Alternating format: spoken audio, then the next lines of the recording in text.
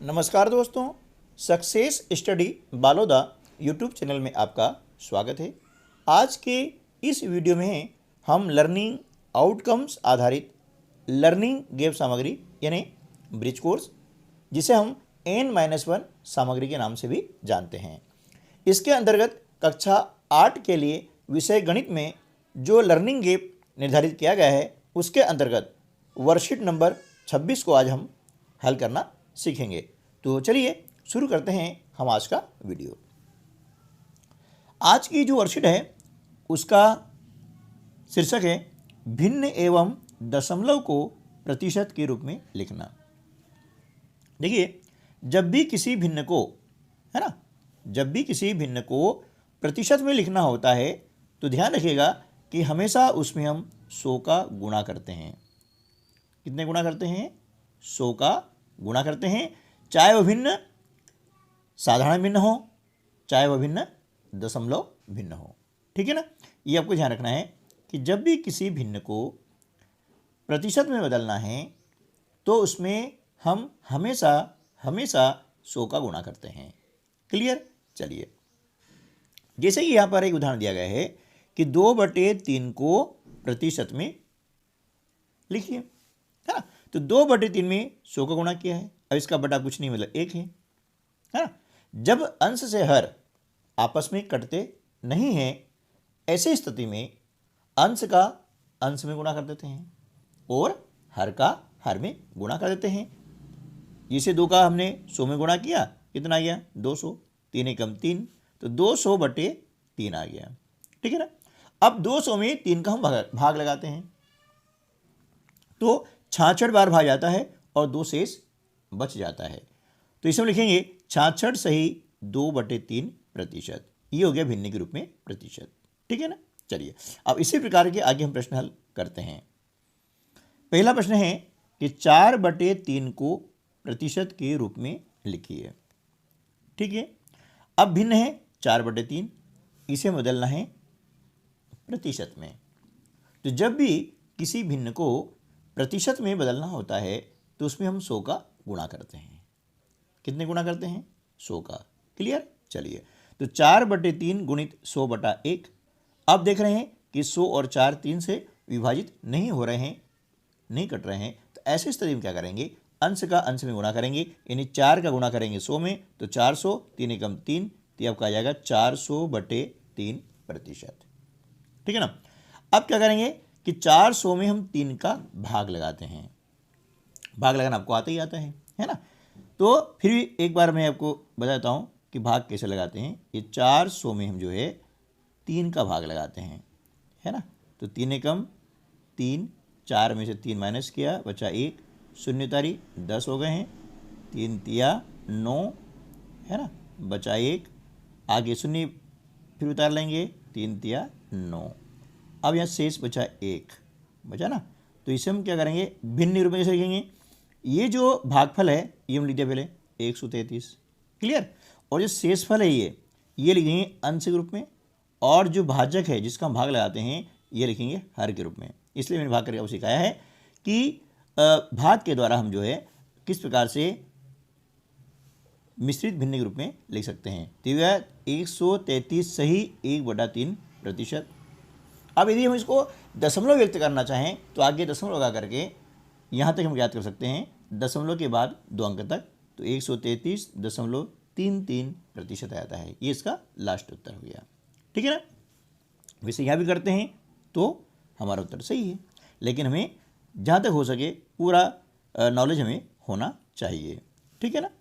चलिए, next question है 3/40 को प्रतिशत के रूप में लिखिए, है ना। तरीका वही है कि जब भी किसी भिन्न को प्रतिशत में बदलना है तो उसमें हम 100 का गुणा करते हैं। यह हमने 100 गुणा किया है और देख रहे हैं यहाँ पर ये 0 से ये 0 कैंसिल हो रही है, कट रही है। अब बचा 4, 4 और 10 2 से डिवाइड हो रहे हैं, तो 4 में हम 2 का भाग लगाते हैं, तो 2 दूनी 4 2 बार, और 2 पंजे 10। अब 2 से 3 और 5 नहीं कट रहे हैं, इसलिए हमने 3 और 5 का गुणा कर दिया है। 3 गुणित 5/2, तो 3 पंजे 15, 15/2। अब 15 में हम 2 का भाग लगाते हैं, तो आता है 7 = 1/2%। कैसा आता है, अब आप सीख गए होंगे कि 15 में 2 भाग लगाइए आप, तो अब ये लिखना आपको आ जाएगा। चलिए एक बार और मैं बता देता हूँ किस प्रकार से हम जो है इसे लिखेंगे मिश्र भिन्न के रूप में। तो हमेशा ध्यान रखना है, संख्या चाहे छोटी हो चाहे बड़ी हो, अंश में हर का भाग लगाया जाता है। तो 2 सत्ते 14 इस प्रकार से, है ना, माइनस किया, बचा 1। तो यहाँ क्या लिखेंगे, देखिए ये जो भागफल आपका है ये हमने लिखा पहले, है ना, फिर जो शेष फल है ना, ये लिखेंगे अंश के रूप में, और जिसका हम भाग लगा रहे हैं ये लिखेंगे हर के रूप में। इस प्रकार से चलते बन, है ना, घड़ी की दिशा में संख्याओं का लेते हुए, ठीक है ना। अब इसी प्रकार से अब आगे चलते हैं, तो क्या होता है, दशमलव करना है। अब आगे कोई अंक नहीं है तो उतारेंगे तो नहीं, है ना। तो ऐसी स्थिति में क्या करते हैं, जब आगे अंक नहीं होते हैं तो फिर हम लगाते हैं दशमलव, ठीक है ना। और दशमलव लगाते ही हमें एक शून्य उतारने का अधिकार मिल जाता है, ठीक है ना। अब 2 का भाड़ा बोलेंगे, 10 से अधिक नहीं हो, 2 पंजे 10, ये हो गया, ठीक है। तो यह गया 7.5%, ठीक है।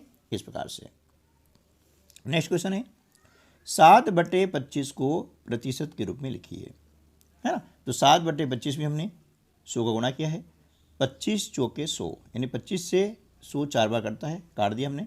अब 7 चौके 28%, ये हमारा उत्तर आ गया है।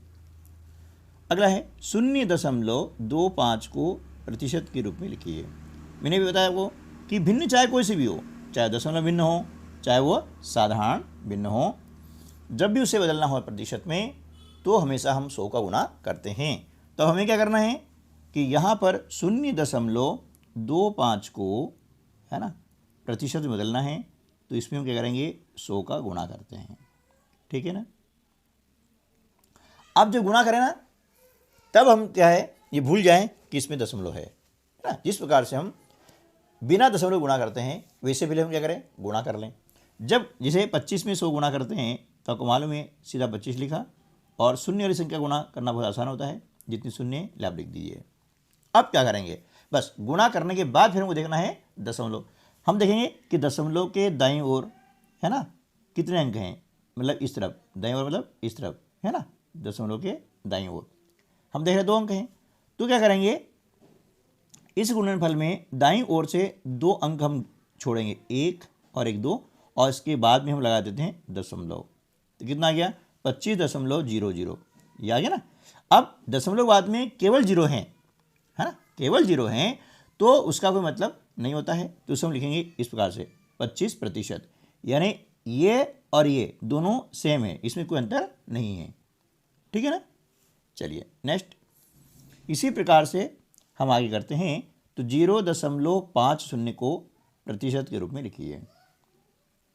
यहाँ पर भी है दशमलव भिन्न है, तो जब दशमलव भिन्न होती है तब भी हमें 100 का गुणा करना होता है। इस प्रकार से ये 50 में 0.50 में हम 100 का गुणा करते हैं। तो अब हम ध्यान है दशमलव नहीं है तो क्या हो जाता है 50। अब 50 में 100 का गुणा करते हैं तो 5 कम 5 और 1 2 3 शून्य, ये बहुत आसान तरीके से इसको हम कर सकते हैं। ये हो गया 5000। अब देखेंगे कि दशमलव के दाईं ओर, है ना, कितने अंक हैं, 2 हैं। तो दाईं ओर से हम 2 अंक छोड़ देंगे, 1 और 1 2, और दशमलव हमने यहाँ लगा दिया, ठीक है ना। तो क्या हो गया 50.00, ये लिखा हमने 50.00%। लेकिन दशमलव बाद में केवल 00 हैं, तो उसका मतलब ये हो जाता है 50% ही लिखते हैं, तो इसका कोई मतलब होता नहीं है। क्लियर। चलिए इसी प्रकार से आगे हम करते हैं 0.75 को प्रतिशत के रूप में लिखिए, है ना। तरीका वही है, 0.75 आपका क्या है, दशमलव भिन्न है। अब दशमलव भिन्न को यदि हमको लिखना है प्रतिशत में तो हम 100 का गुणा करते हैं, चाहे भिन्न कोई सी भी हो, है ना। अब दशमलव यदि मान लो नहीं है तो हम क्या करते हैं, 75 में 1 का गुणा करते हैं, 75 आता है, और 2 शून्य है तो हमने 2 शून्य लगा दिए, ये हो गया 7500। अब देखना ये है कि दशमलव के बाद में दाहिनी ओर कितने अंक हैं, 1 और 1 2। तो इसी प्रकार से दाहिनी ओर से 2 अंक छोड़ेंगे, 1 और 1 2, और हमने लगा दिया दशमलव यहाँ पर। तो क्या हो जाएगा 75.00%, है ना। अब दशमलव बाद में केवल 00 है, इसलिए उसको लिखने का कोई मतलब होता ही नहीं है, तो ये हो जाता है 75%, यानी इसका मान और इसका मान सेम है, इसमें कोई अंतर नहीं है। ठीक है दोस्तों, तो आज की वीडियो में बस इतना ही। मिलते हैं अगले वीडियो में, तब तक के लिए नमस्कार, जय हिंद।